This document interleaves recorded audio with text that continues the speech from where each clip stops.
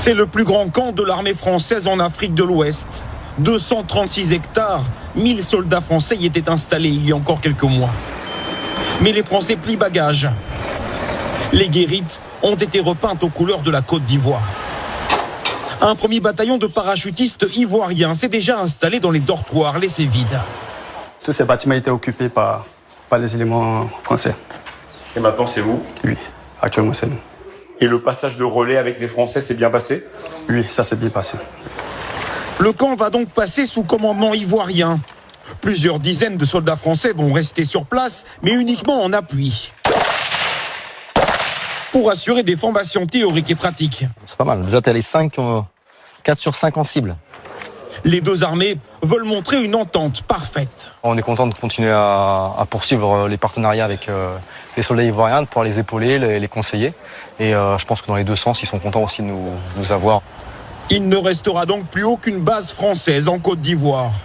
Mais d'après les militaires, ce départ est très différent de ce qui s'est passé au Mali, au Niger ou même au Tchad. Ici, il s'agit d'une décision de commun accord, pas d'une nouvelle crise. C'est un moment très symbolique, très fort pour les soldats français et ivoiriens d'ailleurs, mais c'est pas table rase du passé. Voilà, on évolue ensemble. À aucun moment, vous n'avez senti que vous n'étiez plus les bienvenus en Côte d'Ivoire? Ah non, non, bien au contraire, si j'ose dire. Si tout se passe bien dans la capitale, ce n'est pas le cas partout. Il y a un autre camp militaire dans le centre du pays que l'armée française a déjà quitté il y a quelques mois, dans la localité de Lomo Nord.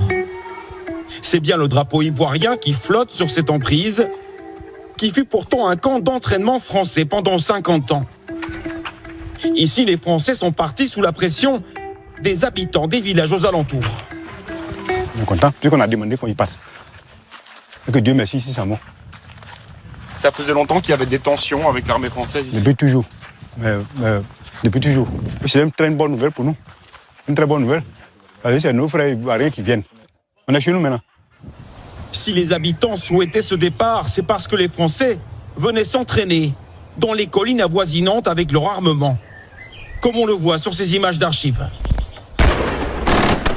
Y compris avec des blindés, des hélicoptères et des canons César de très gros calibre. Un éleveur a été tué en 2022 accidentellement pendant ces exercices. Et les maisons des villages aux alentours portent les traces de ces entraînements. Regardez, c'est fichu. Mais le but des tirs, quand ça tire, c'est comme un tremblement de terre. Tout tremblait par contre? Si on tire en avion comme à terre, des obus de chars, des César,